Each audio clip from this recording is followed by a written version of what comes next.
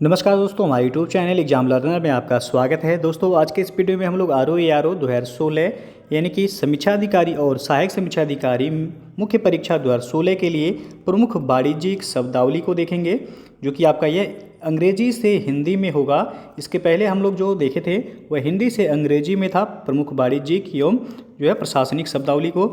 तो यहाँ से आपको 10 प्रश्न परीक्षा में देखने को मिलेंगे। 5 प्रश्न आपका अंग्रेजी से हिंदी में लिखने के लिए यानी कि ट्रांसलेट करने के लिए दिया जाता है, और 5 शब्द जो है वह हिंदी से अंग्रेजी में ट्रांसलेट करने के लिए दिया जाता है। तो टोटल जो है 10 प्रश्न पूछा जाता है। एक प्रश्न 2 नंबर का होता है, यानी कि 20 नंबर का प्रश्न यहाँ से बनता है। तो ये वीडियो जो है आपके लिए बहुत ही महत्वपूर्ण है। तो वीडियो को लाइक शेयर कर दीजिएगा, और चैनल को अभी तक आप सब्सक्राइब नहीं किए हैं तो चैनल को सब्सक्राइब कर लीजिएगा। साथ में बेल आइकन को प्रेस कर लीजिएगा, जिससे आने वाले अगले वीडियो का नोटिफिकेशन आपको पहले मिल जाए, और उसका PDF आपको हमारे टेलीग्राम चैनल पर मिल जाएगा। नीचे डिस्क्रिप्शन में टेलीग्राम का लिंक दे दिया गया, वहाँ से ज्वाइन करके आप PDF डाउनलोड कर सकते हैं। तो चलिए शुरू करते हैं। तो आप देख सकते हैं कार्यालयी एवं प्रशासनिक संदर्भ में विशिष्ट शब्दावली, जो कि आपका अंग्रेजी से हिंदी में दिया गया है। तो सबसे पहला इसमें आपका एब्रीविएशन को हिंदी में कहते हैं संक्षेपण।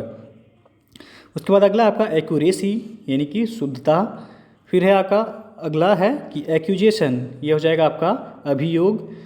नेक्स्ट है आपका एक्नॉलेजमेंट, को हिंदी में पावती कहते हैं। तो आपका जो है स्पेलिंग भी यहाँ आपको याद होना चाहिए, क्योंकि लिखना पड़ेगा आपको। तो ये बहुत ज़रूरी है, क्योंकि एक भी यदि मिस होगा तो आपका पूरे के पूरे नंबर जो है काट लिए जाएंगे।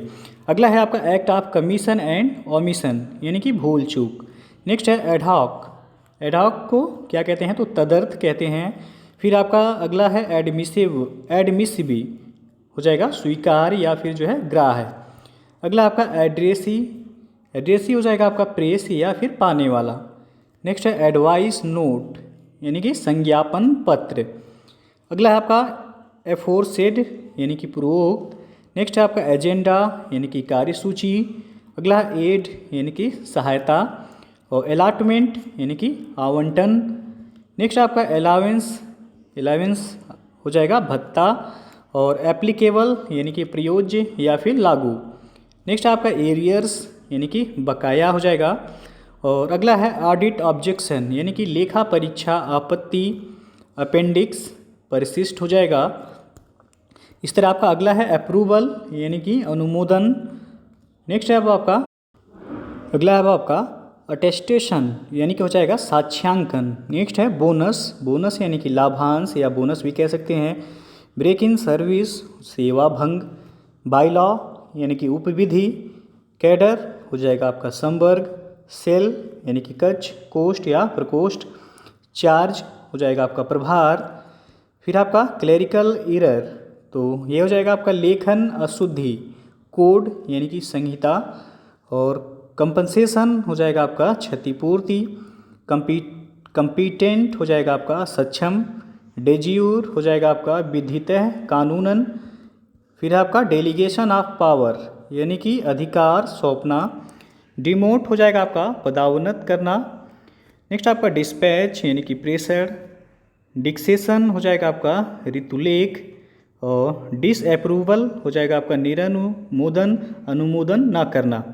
फिर आपका नेक्स्ट अब आपका डिसिप्लिनरी एक्शन हो जाएगा आपका अनुशासनात्मक कार्रवाई। अगला आपका डिस्पोजल हो जाएगा निपटान। डुप्लीकेटिंग, यानी कि अनुलिपीकरण। फिर आपका अगला ड्यूटी लीव हो जाएगा आपका संवैतनिक अवकाश। फिर आपका एफिशिएंसी बार, यानी कि दक्षता रोग। इनक्लोजर हो जाएगा आपका अनुलग्नक। और अगला है आपका स्टेट, यानी कि संपदा। फिर आपका एस्टिमेट हो जाएगा अनुमान। एक्सक्यूट हो जाएगा आपका कार्यान्वयन। एग्जीक्यूट कार्यकारी। एक्स ऑफिस हो जाएगा आपका पदेन। फिर आपका एक्सट्रैक्ट हो जाएगा अनुमान या उद्धरण। फैक्सिमाइल हो जाएगा आपका प्रतिकृति। फाइल हो जाएगा आपका मिसिल। और अगला है फॉरवर्डिंग लेटर, यह हो जाएगा आपका अग्रेषण पत्र। गैजेट, यानी कि राजपत्र। फिर आपका हैंड ओवर, यानी कि कार्यभार या अधिकार सौंपना। अगला है आपका हॉनरेरी हो जाएगा अवैतनिक या मानसेवी।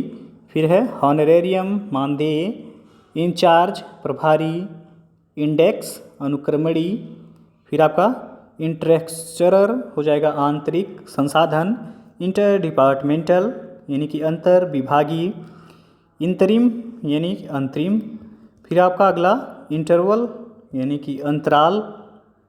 नेक्स्ट अब आपका इटिनेररी हो जाएगा यात्रा कार्यक्रम, फिर है मेमोरेंडम यानी कि ज्ञापन, माइंड यानी कि टकसाल, फिर आपका मिनट्स यानी कि ऑफ द मीटिंग, यह होगा कार्यवृत्त, फिर है मोडियस ऑपरेंडी कार्यप्रणाली, नोटिफिकेशन यानी कि अधिसूचना हो जाएगा।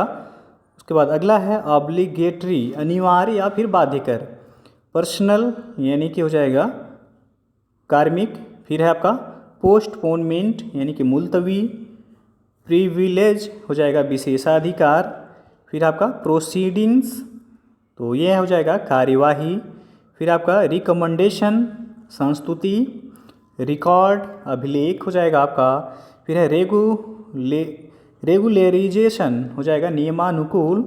नेक्स्ट आपका रिजर्वेशन, तो रिजर्वेशन को कहते हैं आरक्षण, फिर आपका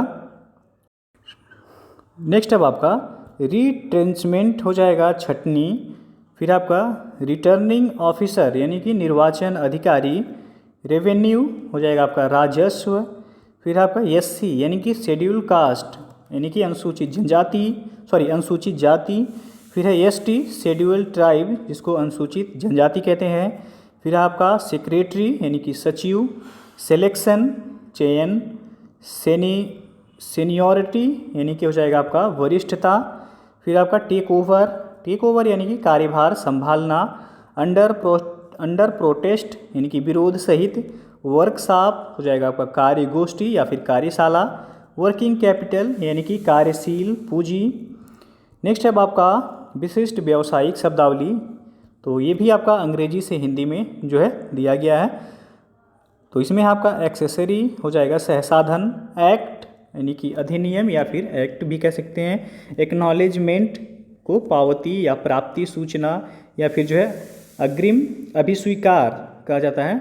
नेक्स्ट आपका एडवांस को अग्रिम या फिर पेशगी कहते हैं, एजेंसी हो जाएगा आपका अभिकरण या फिर एजेंसी, एग्रीमेंट यानी कि अनुबंध या फिर करार, एन्यूटी हो जाएगा आपका वार्षिकी, फिर आपका एंटीसिपेटेड एक्सपेंडिचर यानी कि प्रत्याशित व्यय, फिर है आपका एरियर्स यानी कि बकाया, एसेट्स हो जाएगा आपका परिसंपत्ति। नेक्स्ट आपका एसेस्ट हो गया है, फिर है असाइनमेंट तो हो जाएगा समानुदेशन या फिर कार्य निर्देश, फिर आपका एसोसिएट मेंबर यानी कि सह सदस्य। नेक्स्ट है एश्योर्ड यानी कि बीमाकृत, फिर आपका एट्रेंडम यानी कि बेहिसाब या फिर बेतरतीब या यूँ ही। अगला है ऑडिट यानी कि लेखा परीक्षा। नेक्स्ट है फिर ऑडिट ऑब्जेक्शन यानी कि हो जाएगा आपका लेखा परीक्षा आपत्तियाँ, फिर आपका बैलेंस ऑफ पेमेंट्स यानी कि भुगतान शेष, फिर है बैलेंस यानी कि बाकी या फिर शेष हो जाएगा, बैलेंस शीट यानी कि तुलन पत्र। नेक्स्ट अब आपका बार्टर यानी कि वस्तु विनिमय अदला बदली, फिर आपका बियरिस यानी कि मंदी रुख, फिर आपका अगला बोर्ड ऑफ डायरेक्टर्स यानी कि निदेशक मंडल, फिर आपका बुक क्रेडिट खाता उधार, बूम यानी कि हो जाएगा तेजी, फिर आपका बोरोड नोट यानी कि जमानती रुका, फिर आपका बुल यानी कि तेजड़िया, बुल एंड बीएस आप सुने होंगे, स्टॉक एक्सचेंज में ये प्रयोग होता है, फिर आपका काल मनी यानी कि शीघ्रावधि राशि, कैपिटल यानी कि हो जाएगा पूंजी, फिर है कार्टेज है धुलाई, कैश यानी कि रोकड़ या नकदी, फिर आपका कैटलॉग यानी कि सूची पत्र, सीलिंग यानी कि अधिकतम सीमा, उसके बाद आपका कैलिन ग्रेट हो जाएगा अधिकतम दर, फिर कोडिंग संहिताकरण कूटबद्ध करना, फिर आपका कंपनसेशन हो जाएगा क्षतिपूर्ति या फिर मुआवजा, फिर आपका कॉन्फिस्केशन अधिहरण या जब्ती। नेक्स्ट अब आपका कॉन्सिग्नमेंट यानी कि प्रेषण या फिर प्रेषित या फिर प्रेषित माल। अगला आपका कॉन्टिंजेंसी फंड यानी कि आकस्मिकता फुटकर या फिर निधि। नेक्स्ट आपका कॉन्टिगनेंट यानी कि फुटकर, आकस्मिक। अगला आपका कारपोरेशन यानी कि निगम। फिर आपका कस्टम्स, सीमा शुल्क। डिडक्शन, कटौती। डेफिसिट यानी कि हो जाएगा घाटा। डिमांड लेटर, मांग पत्र। डिमरेज यानी कि विलंब शुल्क। फिर आपका डिप्रिसिएशन चार्ज यानी कि मूल्य ह्रास प्रभार। फिर आपका डिवैल्यूएशन, अवमूल्यन। डिस्टर्बमेंट यानी कि संवितरण। डिस्काउंट हो जाएगा आपका बट्टा, कटौती, छूट या फिर रियायत। डिविडेंड, लाभांश। फिर आपका ड्यूटी यानी कि शुल्क। फिर आपका अर्नेस्ट मनी यानी कि बयाना। फिर आपका इकोनॉमी, अर्थव्यवस्था। इंडोर्समेंट हो जाएगा पृष्ठांकन। एरर्स एंड ओमिशन यानी कि भूल चूक। फिर आपका एक्सटेंशन हो जाएगा आपका छूट या फिर माफ़ी। एक्सपोर्ट यानी कि निर्यात। फेयर कॉपी यानी कि स्वच्छ प्रति। फिनांशियल ईयर यानी कि वित्तीय वर्ष। फिर आपका फ्लैट रेट यानी कि समान दर। फिर आपका फॉलो अप यानी कि अनुवर्तन। फ्रेट हो जाएगा आपका ढुलाई भाड़ा। फिर आपका फ्रिंग बेनिफिट्स यानी कि अनुषंगी, गौड़ या लाभ। फिर आपका गुडविल, सुनाम या ख्याति। ग्राफ्टिंग हो जाएगा आपका संशोधन। ग्रॉस हो जाएगा सकल या कुल। फिर आपका गारंटी यानी कि प्रत्याभूति, जमानत या फिर आश्वासन, गारंटी, जिम्मेदारी। फिर आपका हेड ऑफ अकाउंट हो जाएगा लेखा शीर्ष या लेखा मंद। IMF यानी कि इंटरनेशनल मॉनेटरी फंड, अंतर्राष्ट्रीय मुद्रा कोष। इंपोर्ट हो जाएगा आपका आयात और एक्सपोर्ट जो है आपका निर्यात होता है। फिर आपका इमूवेबल हो जाएगा अचल। फिर आपका नेक्स्ट है आइडेमिनिटी बॉन्ड। आइडेमिनिटी बॉन्ड हो जाएगा आपका क्षतिपूर्ति बंध पत्र। इंडेक्स हो जाएगा आपका मांग पत्र और इंडेक्स नंबर जो है ये हो जाएगा सूचकांक। तो दोनों जो है अलग है। इंडेक्स हो जाएगा आपका मांग पत्र और इंडेक्स नंबर हो जाएगा आपका सूचकांक। इंडस्ट्री हो जाएगा उद्योग। इन्फ्लेशन यानी कि मुद्रास्फीति। फिर आपका इनपुट यानी कि निविष्टि। फिर है इंस्ट्रूमेंट यानी कि दस्तावेज या लिखत। फिर इंश्योरेंस, बीमा। इन्वेंट्री हो जाएगा आपका माल, सूची या माल। फिर आपका इन्वेस्टमेंट यानी कि निवेश। अगला आपका इनवाइस यानी कि बीजक। फिर इशू यानी कि निर्गम। ज्वाइनिंग, लाइबिलिटीज, संयुक्त देनदारी।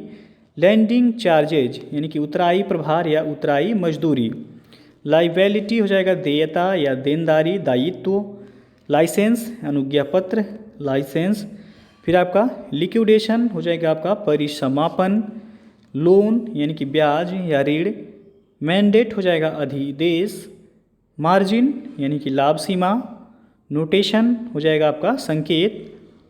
ऑफटेक यानी कि ऑफटेक हो जाएगा आपका कुल खरीद या उठाव। ऑफर यानी कि निवेद, प्रस्ताव। ओपन टेंडर हो जाएगा मुक्त निविदा। और अगला जो है आपका पर कैपिटा यानी कि प्रति व्यक्ति। पर कैपिटा इनकम आप लोगों ने सुना होगा, जिसे प्रति व्यक्ति आय कहते हैं। उसी तरह आपका पर कैपिटा है यानी कि प्रति व्यक्ति। फिर आपका प्राइस हाइक यानी कि मूल्य वृद्धि। प्रोसीड्स हो जाएगा आपका प्राप्ति, मुनाफा, लाभ या आय। अगला है आपका प्रोमिसरी नोट यानी कि रुक्का या हुंडी। प्रोस्पेक्ट हो जाएगा आपका संभावना या फिर प्रत्याशा। अगला है क्वालिटी प्रोडक्ट, तो ये हो जाएगा बढ़िया माल। क्वेटेशन हो जाएगा आपका भाव या दर, रेट ये दर कहते हैं। अगला है रीबेट यानी कि छूट। रजिस्ट्रेशन यानी कि पंजीकरण। नेक्स्ट है आपका रेगुलेशन टाइम यानी कि नियमन अवधि। रिस्क यानी कि जोखिम। सिक्योरिटी, प्रतिभूति घोटाला। शेयर यानी कि शेयर पूंजीगत अंश। शेयर होल्डर, शेयर धारक। सेंसेक्स, शेयर सूचकांक। सर्विस चार्जेज यानी कि सेवा प्रभार। अगला आपका स्टैटिस्टिकल यानी कि स्टैटिस्टिकल हो जाएगा आपका सांख्यिकी। अगला स्टॉक एक्सचेंज, शेयर विनिमय केंद्र। सब्सिडी, परिदान, आर्थिक सहायता। सरचार्ज, अधिभार हो जाएगा। सियोरिटी यानी कि प्रतिभूति या जमानत, जमानती। टैक्सेशन, कराधान। अगला टेंडर यानी कि निविदा या टेंडर। ट्रेड हो जाएगा व्यापार। ट्रेडमार्क हो जाएगा व्यापार चिन्ह या फिर मार्का। उस तरह अगला है ट्रांजिट, पारगमन।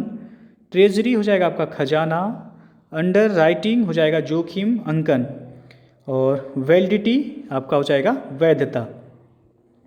फिर आपका वैल्यूएशन यानी कि मूल्यांकन हो जाएगा, वेंडर हो जाएगा विक्रेता, वोकेशनल हो जाएगा व्यावसायिक, वाउचर यानी कि वाउचर खर्च की पर्ची या आधार पत्र, वेज हो जाएगा मजदूरी, वारंटी आश्वास्ति।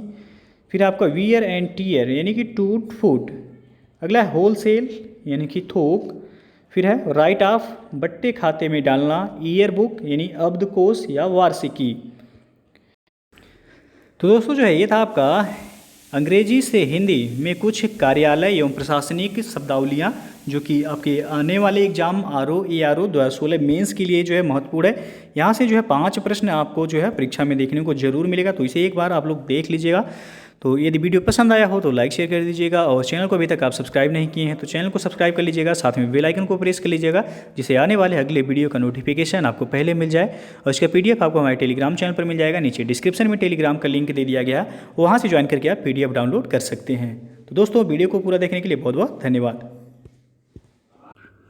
और दोस्तों जो है अनअकैडमी पर UPPSC 2021 के लिए इंग्लिश मीडियम के छात्रों के लिए भी फाउंडेशन कोर्स ये आपका 24 अक्टूबर से स्टार्ट हो रहा है, जिसमें आपको UPPSC के टॉप एजुकेटर्स द्वारा पढ़ाया जाएगा। और आपको बता दें कि सभी क्लासेस केवल वीकेंड्स पर कंडक्ट होंगी, यानी कि आपका सैटरडे और संडे को डेली जो है 6 आवर्स की क्लास होगी। इसमें आपको मेंस और इंटरव्यू की भी क्लास दिया जाएगा। इस कोर्स का फीस जो रखा गया है आपका 8400 रुपये रखा गया है, लेकिन ये आप यदि हमारा रेफरल कोड यूज करते हैं एग्जाम लर्नर EXAMLEARNER तो आपको जो है 10% का डिस्काउंट के साथ 7560 रुपये जो है केवल पे करना होगा। तो इसका जो है लिंक डिस्क्रिप्शन में दे दिया गया है, वहाँ से भी जो है आप चेक कर सकते हैं। तो जो लोग भी जो इंग्लिश मीडियम के छात्र हैं वो UPPSC 2021 की तैयारी करना चाहते हैं, आपको बता दें ये जो है बैच आपका 24 अक्टूबर से स्टार्ट हो रहा है, आप ज्वाइन कर सकते हैं।